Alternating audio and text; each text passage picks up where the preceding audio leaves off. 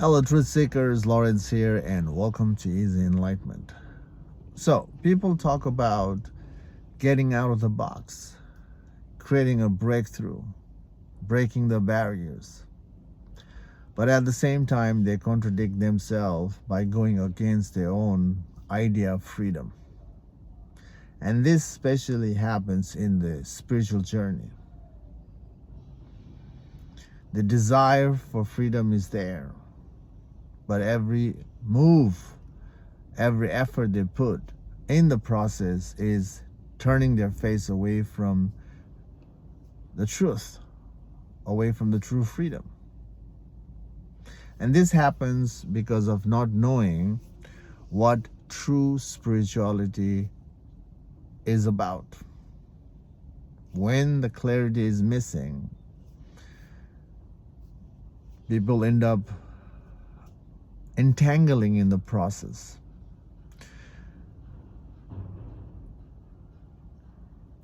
So it's good to understand, it's good to have the clarity first before we align with the path. Definitely, sometimes the failure will teach us to rearrange ourselves in the process. But most of the time, people have a hard time getting out of that entanglement, especially when the entanglement comes with the experience of fun, the experience of illusion of progress. And that's where people really have a hard time getting out of the limitation, getting out of that entanglement experience. And this getting into the trap happens because everybody is eager to be free.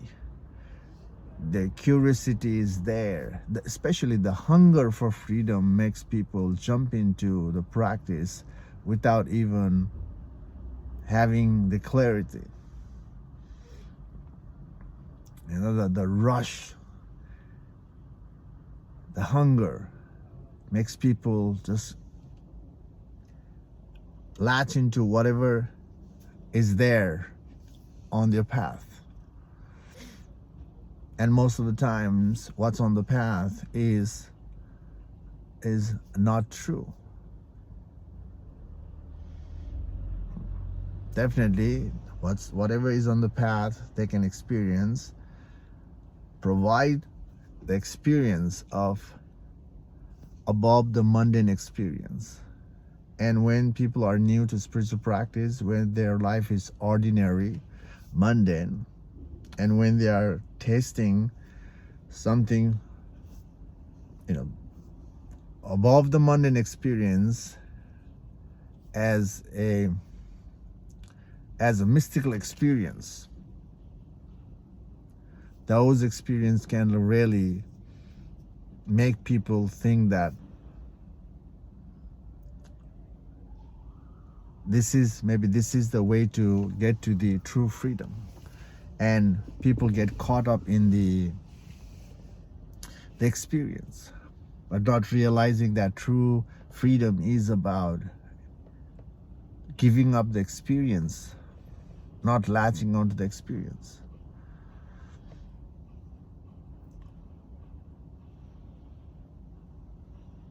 Especially the experience you can get this kind of experience especially from yoga and meditation, isn't it? If you have involved in yoga and meditation, provides you a bodily experience, and that bodily experience is again different from the physical world. That there's a surge of energy in the body comes in, there's a visual part comes in, and that can distract people from continue to go further to ultimate truth. especially the mystical experience, can really make people hang on to the experience. That's why it's important to know that the difference between the true freedom and the illusion in the spiritual path. In the spiritual path, every experience you go through, it's just experience, and all experience is false when it comes to true freedom. Why? Because the true freedom is about recognizing the background that allows all experience to come and go. Recognizing that background which allows all the mystical experience to happen. And getting caught up in the mystical experience is a distraction.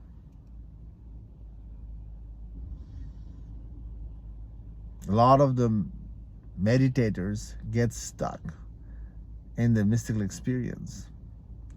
When people go through the mystical experience, notice people, basically you have to reflect here. When you have gone through the mystical experience, you try to prolong that experience, isn't it? Next time when you sit in the meditation, you remember, you have the memory of that experience, and then you try to bring that experience in your session, and then you try to recreate that experience. And most of the time, you fail. You can't repeat the experience. It was natural. It came and it came and gone. But your memory, your ego wants to, maintain, prolong that experience. But you're not able to create that. But repeating your session, sitting down in your meditation, you're able to go through another new mystical experience that is possible. And when you go through several mystical experience, there's a assumption that, maybe going through this kind of experience eventually lead me towards the ultimate truth. The idea comes in. The ego creates the assumption, the idea. And this idea is there just to avoid the real path. The idea is there to avoid the death of the ego. The ego comes out to maintain that entanglement. And you repeat. People repeat the same stuff. People repeat the routine of yoga, routine of meditation. And these are the same people who want to get out of the box, breaking the barriers, the idea of breakthrough. But repeating the same stuff and waiting for something to happen, itself is going against the idea of freedom. Again, the idea of freedom is there. Great. It's the spark. But the rest of the movement is contradicting the idea of freedom.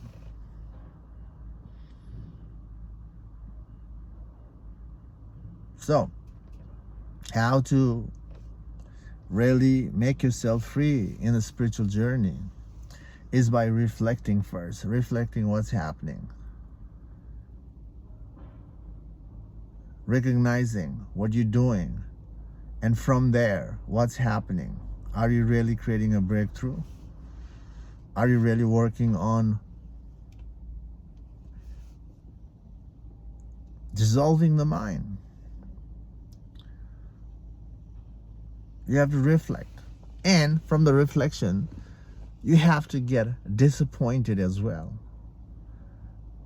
Disappointed in a way that you see that you've been putting the effort, but your effort is not leading you anywhere, to be free.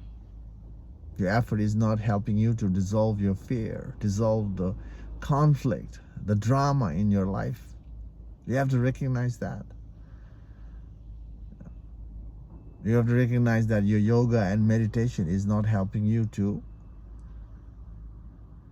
dissolve your mind completely. The reason to be part of yoga and meditation is to dissolve the mind, to let go the mind.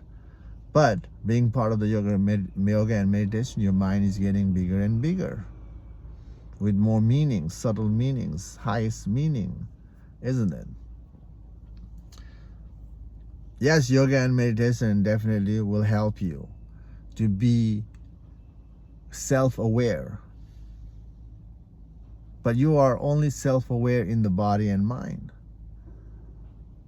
And the real reference of this true spirituality, enlightenment, is about dissolving the mind. Dissolving the mind is dissolving the ego. And that part is completely neglected. And when that part is neglected, how can you create a real breakthrough? Real breakthrough is about recognizing the truth of who you are, recognizing the plain sight truth in you. Just, being aware of yourself, of your body and mind, is not freedom.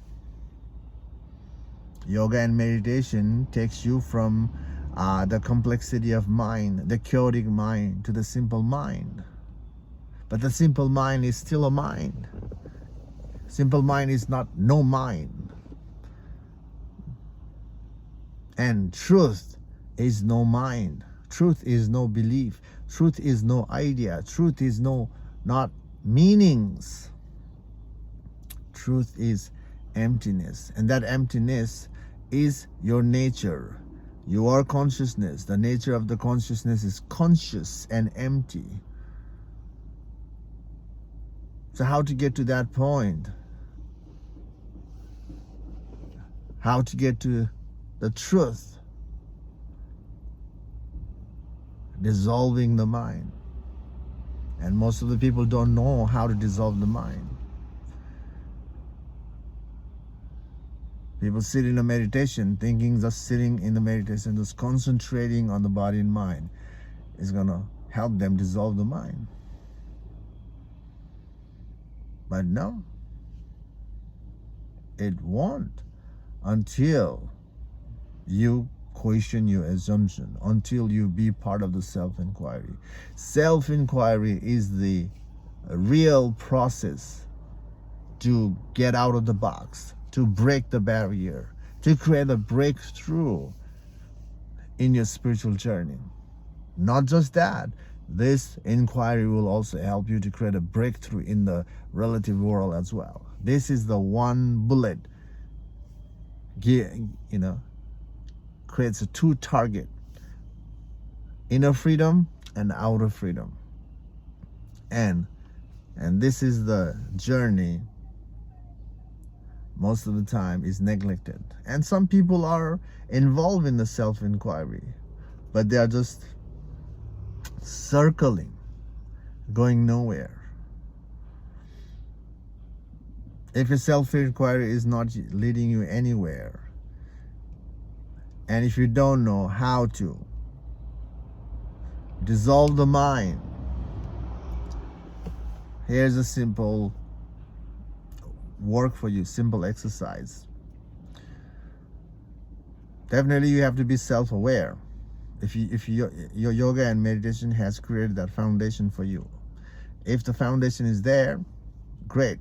If not, still turn the awareness back to yourself. That's the first start of the inward journey. That turning the awareness back to yourself is already the start of the inward journey. And after that, you question yourself. How to dissolve the mind is this: you look into your attachment. Let's not deny it and say that you don't have attachment.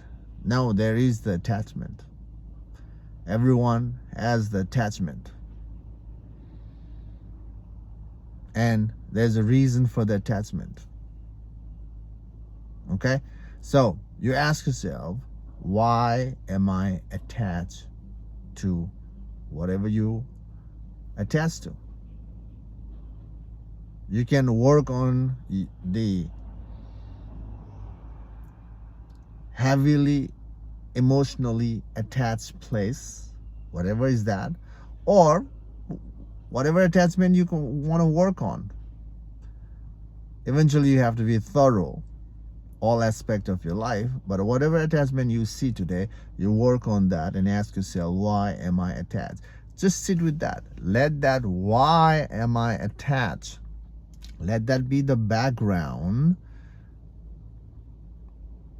and let that question, let that inquiry help you to see the ripples, the idea, the reason behind your attachment, and see what stuff you can see. And here's another additional note. When you see the answer from your inquiry, why am I attached? There you see the answer, and you can use the answer to create the further inward journey. Why that idea is important. Now, whatever answer resurface with the first inquiry, keep using why, and keep using the answer to trace the thoughts back, and you'll figure out the root cause of the attachment. And once you see the root, you have to give up that as well, because the root itself is an ingrained belief, and true freedom is no belief. So you have to let go of that. And that's where you see the friction. That's where you will go through the inner battle. And that letting go creates a lot of fear. When you see the fear, don't give up. Don't get agitated. Don't deny your fear. You see the fear, and then you work on your fear. Why am I afraid of letting go? You started with your attachment. Now you're seeing the fear. Now you work on your fear. Why am I afraid of letting go? And then that why is going to reveal fear of ... Ultimately, all fear comes down to fear of death, fear of being nobody. Okay, so when you see the root, you have to give up the root. There's a fear. Now ask yourself, why am I afraid?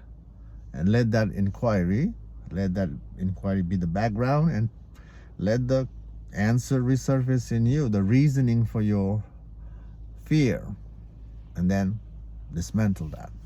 So this is the process of deconstructing the mind. Okay, and you have to be thorough in all aspects of your mind. Basically, if you can do tracing the mind backward in all aspect of your life, this process is, help you create a real shift. You start to let go already all the unnecessary mental drama.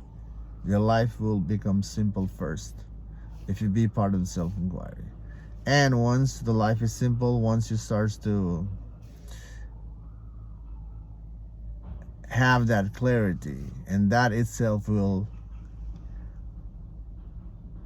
help you maintain that fire in you to go all the way back and eventually see the truth.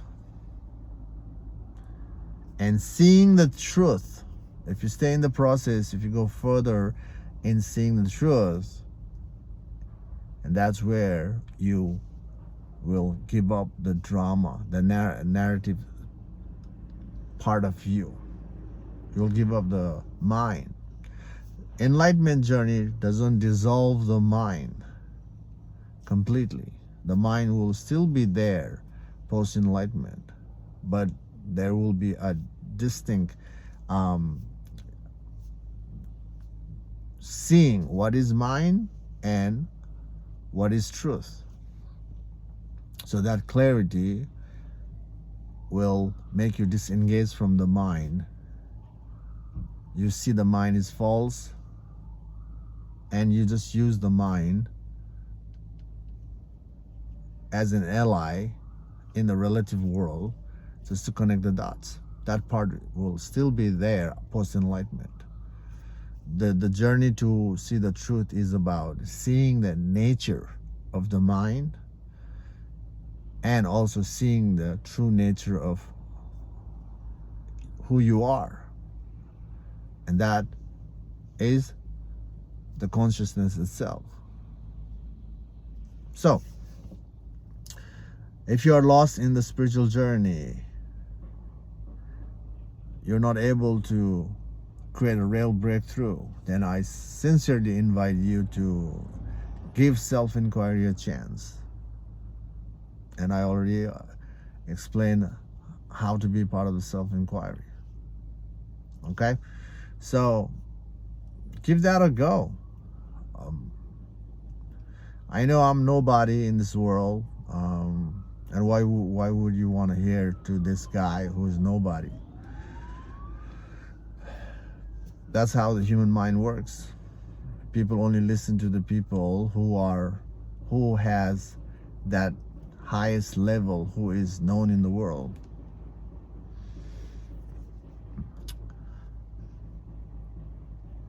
But here's the thing, guys. If you ignore this message, which some of you have been ignoring, hearing and ignoring, if you do the work, you can create a real spark in your inward journey. If you ignore the self-inquiry, this message, after a couple of years, you'll be in the same place. Okay? Place of struggle, place of fear, place of conflict, place of pain. Your life will be still anchored in that mundane state. And you might remember, I should have listened to that message and do the work. Maybe you remember it and you'll finally be part of the work, this inquiry work. But if you work now in the self-inquiry, if you invite the self-inquiry approach in your inner work, and few years you will be already be free from your mind, free from your fear. You will live your life without the fear, without the conflict. So, instead of failing and coming back, try it. So, if you reflect and it's not and you see nothing is working so far in your life to be free from your own mind, free from the fear, do the work. Do the work. That's all I have to say. Don't believe my words. Don't believe me. Give a self-inquiry chance. Give a self-inquiry chance. That's it, guys. Okay. I hope this video makes sense, guys. Thanks for watching, and yeah, I'll see you in the next video. Take care. Bye.